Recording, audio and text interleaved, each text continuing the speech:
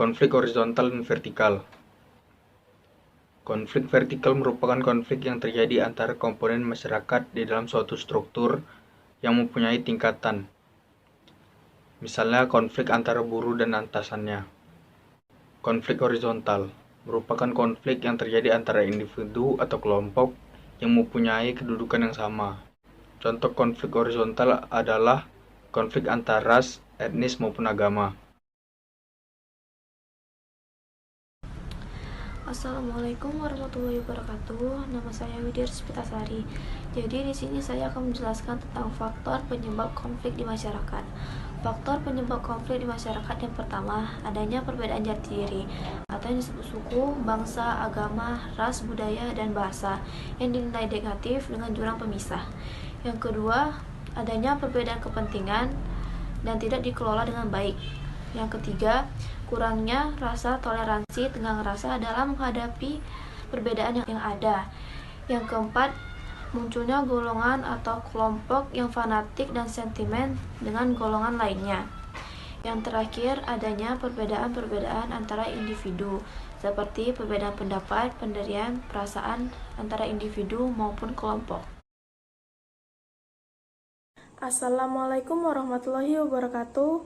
Nama saya Zazila Fatehah, saya dari kelompok 9. Saya akan menjelaskan tentang ancaman dan tantangan dalam upaya menjaga integrasi nasional.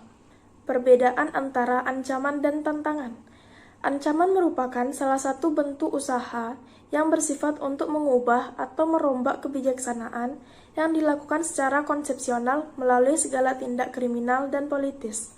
Contohnya, disintegrasi bangsa melalui gerakan separatisme, masuknya ideologi seperti liberalisme, komunisme, dan lain-lain. Tantangan adalah suatu hal atau bentuk usaha yang memiliki tujuan untuk menggugah kemampuan. Contohnya, mengurangi kriminalitas dalam masyarakat, meningkatkan teknologi komunikasi dan transportasi agar mempermudah masyarakat. Jenis-jenis ancaman integrasi nasional. Yang pertama, ancaman militer.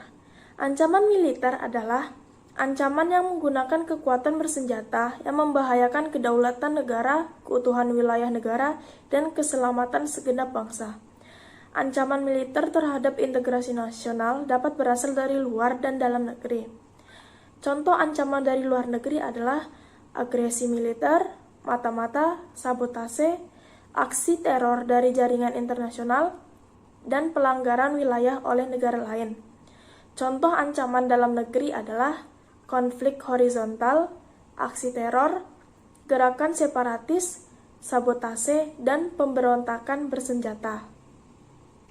Yang kedua, ancaman non-militer.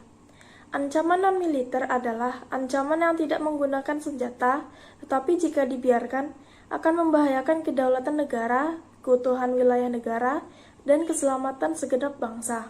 Contohnya, pengaruh gaya hidup kebarat-baratan, tidak mencintai budaya sendiri, dan tidak menggunakan produk dalam negeri. D. Makna bela negara. Bela negara adalah tekad, sikap, dan perilaku serta tindakan warga negara baik secara perseorangan maupun kolektif dalam menjaga kedaulatan negara, keutuhan wilayah, dan keselamatan negara yang dijiwai oleh kecintaannya kepada NKRI. Sekian dan terima kasih. Assalamualaikum warahmatullahi wabarakatuh. Nama saya Syifa Nur Faiza dari kelas X Miana akan menjelaskan tentang dasar hukum bela negara. Yang pertama adalah Undang-Undang Dasar Negara Republik Indonesia tahun 1945 pasal 27 ayat 3 yang mengamanatkan bahwa setiap warga negara wajib ikut serta dalam upaya pembelaan negara. Yang kedua adalah Undang-Undang Dasar 1945 pasal 30 ayat 1 yang mengamanatkan bahwa tiap-tiap warga negara berhak dan wajib ikut serta dalam pertahanan dan keamanan negara. Dan yang ketiga adalah Undang-Undang Republik Indonesia Nomor 3 Tahun 2002 tentang Pertahanan Negara. Dasar hukum terakhir yang mendasari gerakan bela negara adalah Undang-Undang Republik Indonesia Nomor 3 Tahun 2002 tentang Pertahanan Negara pasal 9 ayat 1 yang mengamanatkan bahwa setiap warga negara berhak dan wajib ikut serta dalam upaya negara yang diwujudkan dalam penyelenggaraan dan pertahanan negara. keikutsertaan warga negara dalam bela negara sesuai dengan Undang-Undang Nomor 3 Tahun 2002. Setiap warga negara berhak dan wajib ikut serta dalam upaya bela negara yang diselenggarakan melalui pendidikan kewarganegaraan, pelatihan dasar kemiliteran secara wajib, pengabdian sebagai prajurit Tentara Nasional Indonesia, dan pengabdi sesuai dengan profesi. Berikut adalah contoh-contoh keikutsertaan dalam membela negara. Yang pertama, melalui pendidikan kewarganegaraan. Yang kedua, pelatihan dasar kemiliteran secara wajib. Yang ketiga, pengabdian sebagai prajurit Tentara Nasional Indonesia atau TNI secara sukarelawan atau wajib. Yang terakhir, pengabdian secara profesi. Komponen pertahanan negara. 1. Komponen utama pertahanan negara adalah TNI. Terdiri dari TNI Angkatan Laut dan Udara. TNI adalah komponen yang berperan sebagai alat pertahanan negara. Selain itu, Kepolisian Negara Republik Indonesia juga merupakan komponen utama dalam memelihara keamanan masyarakat. 2. Komponen cadangan.